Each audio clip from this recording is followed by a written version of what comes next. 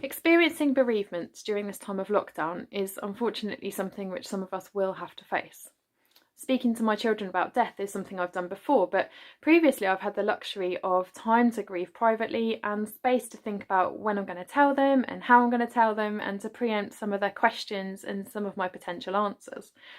But life in lockdown is very different. We are with our children 24/7 and they're seeing the good, the bad and the ugly of our everyday life. You might be going crazy from being at home all the time, or you might be wishing that you were at home all the time. You might be parenting on your own or with somebody else. You might have one child or loads of children. You might be a foster parent, a grandparent, someone who's parenting a child with additional needs. But whatever our families look like, we are all experiencing life very differently at the moment, and we all just want to do the best for our kids.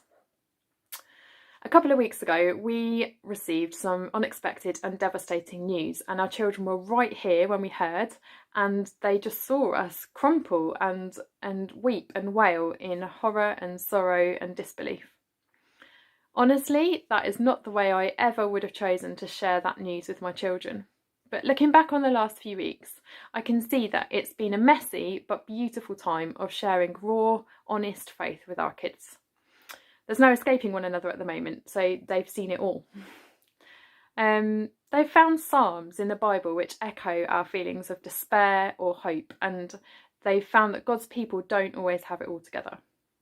They've seen little miracles in our community as God has very clearly spoken to people in this time of loss.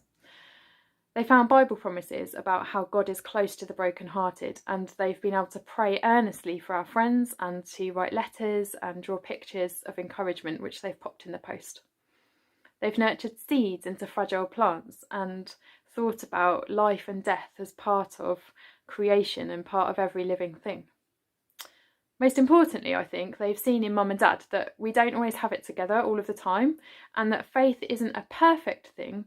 Sometimes it's just choosing to know and to say that God is good, even when it doesn't feel like it or when you can't think straight. I've been reminded of Deuteronomy chapter 6, verses 6 to 9, which is such an important verse for us parents. It teaches us that faith is nurtured by being real and intentional in everyday life, warts and all. Whether we're really joyful and really happy, or whether we have tears streaming down our face and our heads pounding and we just don't know what to think. I hope that our tears and testimonies of the last few weeks will inspire deep faith in our kids, and I thank God that when I'm not in control, I can assure them that He is.